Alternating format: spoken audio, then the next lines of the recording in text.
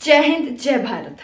नमस्कार आप सभी सैनिकों का इस चैनल पे। और जो आज की खबर है वो मैं आपको बताना चाहूँगी कि जो शहीद नंदराम वेलफेयर समिति है, ये एक समिति है, उन्होंने जो वीर नारियां हैं उनको सम्मानित करने के लिए, यानी कि सेना में ही जो वीर नारियां हैं या फिर और भी जो औरतें हैं जो देश के लिए सच में कुछ कर रही हैं और आगे बढ़ रही हैं, उनको सम्मानित करते हुए ही इसका एक सेमिनार अभी हाल ही में हिमाचल में हुआ था। और उस सेमिनार में जो उसके जो सैनिक संगठन होता है उसके जो एक बड़े नेता हैं, उन्होंने अग्निवीर को लेकर कुछ अपनी स्टेटमेंट्स पास करी हैं। जो हमारे देश के सैनिक है, सिर्फ वीर नारियां ही नहीं, जो सैनिक भी है, जो जवान हैं, आप लोग हैं जो देश के लिए इतना सब कुछ कर रहे हैं, उनके लिए भी और अग्निवीर से रिलेटेड और बहुत सारी बातें सैनिकों के सम्मान में कही है। और बहुत ही जाना माना ये नाम है, लोग इनकी बात सुनना पसंद करते हैं। और खास करके सैनिक जो देश का जवान है वो तो बिल्कुल इनको जानते ही होंगे, जिनका नाम है कैप्टन बालकराम शर्मा।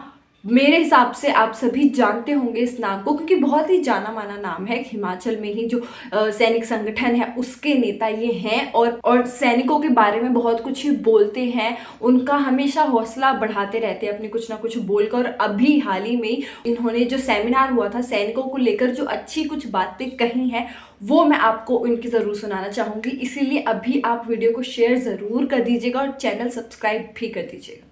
ऐसा सैनिक परिपक्व सैनिक नहीं बन पाता तब तक वो जो है दुश्मन से लोहा नहीं ले सकता।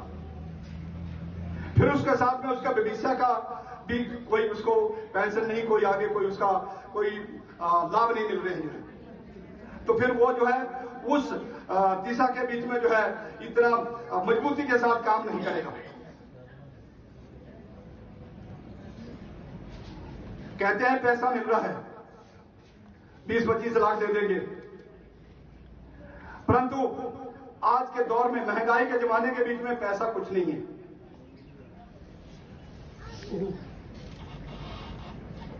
और वो सैनिक जो है कुछ फौज के बीच में रह जाएंगे 25% और 75% जो है घर में आ जाएंगे। उनको जो है उनका ब्लैकमेलिंग होगी, फैक्ट्रियों में कहीं में उनको जो है सिक्योरिटी के बीच में लगा दिया जाएगा जो है, और उनको कितना 10,000, 15,000, 20,000 जो है तनख्वाह मिलेगी।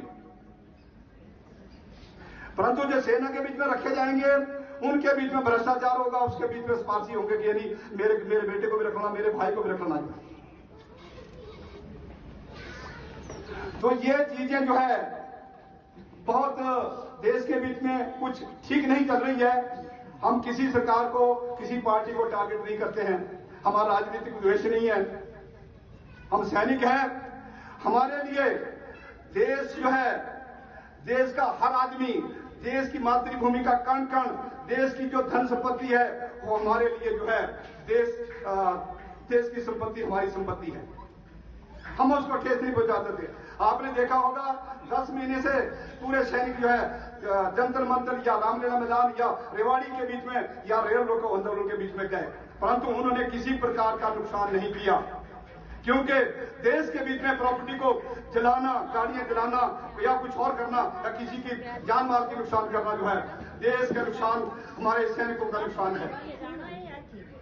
तो जैसा आपने वीडियो में देखा कि उन्होंने सैनिकों को लेकर, जवानों को लेकर, फौजियों को लेकर कितनी सारी बातें कही हैं। और ये वीडियो हालांकि बहुत ही ज़्यादा बड़ी है, उन्होंने पूरे सेमिनार में काफ़ी देर तक अपनी पूरी स्पीच दी है। मैं आपको पूरी वीडियो नहीं दिखा सकती, लेकिन कुछ पार्ट मैं आपको ज़रूर दिखा सकती थी जो कि मैंने आपको दिखाया है। और उन्होंने इतनी बड़ी बड़ी बातें कही अग्निवीर को लेकर, फौजियों को लेकर। आप लोगों को वो बातें कैसी लगी हैं कमेंट्स में ज़रूर बताइएगा। उन्होंने ये तक भी कहा है कि देश का हर एक हिस्सा और सब कुछ, जो भी देश की जो संपत्ति है वो ही उनकी संपत्ति है, क्योंकि ये छोटी मोटी स्टेटमेंट नहीं होती है। और ये स्टेटमेंट हम जैसा आम आदमी तो कह ही नहीं सकता। एक सैनिक का जो दर्द सच में समझ सकता है, जो उस पोस्ट पे रह के गया है, सब कुछ उसने देखा है, सहा है, वो ही इतनी बड़ी तरीके की स्टेटमेंट कह सकता है और समझ सकता है। तो अब आप लोगों को क्या लगा है इनको देखकर, इनकी स्टेटमेंट सुनकर, इनकी बात सुनकर जो इन्होंने सेमिनार में कही है अग्निवीरों को लेकर, वीर नारियों को लेकर, सब कुछ सबके लिए कही है। तो न्यूट्रल स्टेटमेंट्स थी ये इनकी। आप लोगों का हौसला थोड़ा बढ़ा या नहीं बढ़ाया, जो भी आपको लगा है इनकी बातें सुनकर कमेंट्स में ज़रूर बताइएगा। मेरा नाम है साक्षी, CCN News 24 से। धन्यवाद।